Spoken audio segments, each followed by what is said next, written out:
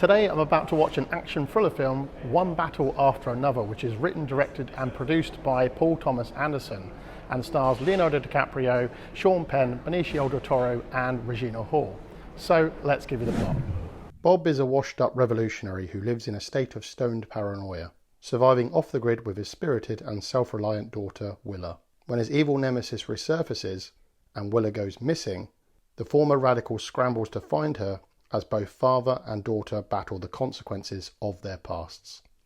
The film is loosely inspired by the 1990 novel Vinand by Thomas Pynchon. And I'm not familiar with the director's previous work other than by name, and some of his works do include 2007's There Will Be Blood, which is apparently regarded as one of the best films of the 21st century so far, The Master in 2012, and 2021's Licorice Pizza. And he also has a number of awards to his name. The excitement level, it's low. I watched the trailer a little while back and I honestly can't remember that much from it, so it really didn't make that much of an impression on me. But also DiCaprio's name being in the cast is not something that actually gets us excited for a movie. The last film I saw of his was back in 2019 with Once Upon a Time in Hollywood, which was a very slow and very boring film for me. I knew some people do like that film, but I really didn't like it. But the last film I did see of his that I really did enjoy was 2015, and that was The Revenant, which is an incredible film. Now, I'll be honest and say I'm a little worried for tonight's movie because it is 2 hours and 50 minutes long, so nearly 3 hours. The previous film I just mentioned, which was Once Upon a Time in Hollywood, which was one of Tarantino's films, that came in at 2 hours and 40 minutes, and he's known for producing movies that are quite long. But I have enjoyed other films that have been 3 hours or even longer than that, and it just all comes down to the pacing and of course the experience. So we'll have to wait and see. So guys, I've just scanned my ticket and I'm about to go in and watch the movie. As always guys, if you do like the content, do press like and subscribe, as it really does help out the channel and lets me know that we've got an audience that's appreciating these videos. But now I'm going to go in and watch the movie and I'll let you know my thoughts afterwards. So the film's just finished, so now let's go over the highlights and the hang-ups. First of all, the highlights. This was a well-acted film. Starting off with Leonardo DiCaprio, gave a very good performance, just like he always does. Really liked his intensity and his vulnerability that he brought to the character. But also, he was very, very funny. There was 2 scenes that I actually found myself laughing out loud, and that was, I don't want to spoil or anything, but there was a scene where he's trying to remember a password that was hilarious. And there was also one where his daughter goes out the door and he's being a bit overprotective, and that had some really comical results. I thought Sean Penn, who played Colonel Lockjaw, very good performance. He had had that menace, but his character was still also funny.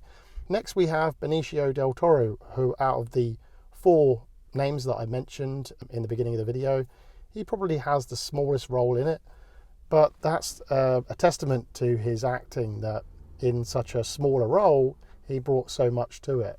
And also Regina Hall, who played his daughter. Very, very good performance from her too. And lastly, we have Teyana Taylor, who, again, great performance from her.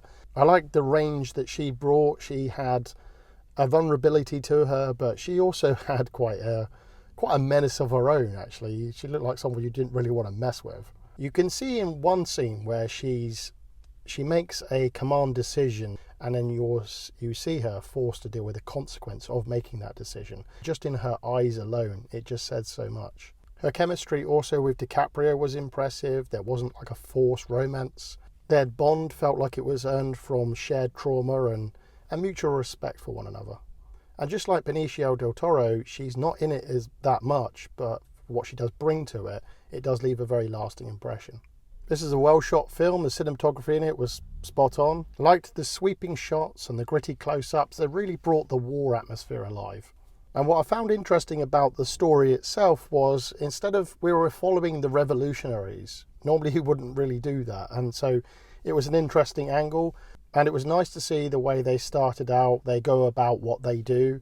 And then you see some of their family life struggles and a bit, they pull the curtain back and see who the real people are behind the people that we're watching.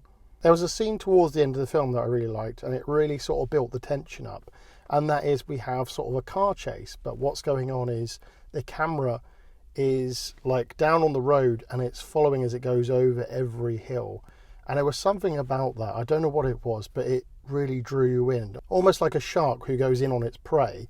It felt like that as the car got nearer and nearer to the to the one in front. I thought that was a very well shot scene, and I like how the film ended. It had a very satisfying emotional payoff at the end. Hang-ups.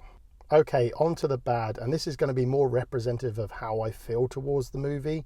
This film, for me, had a major pacing issue. It was really slow, and there were large stretches of the film I felt completely bored, because the whole film felt like it just grinded to a halt.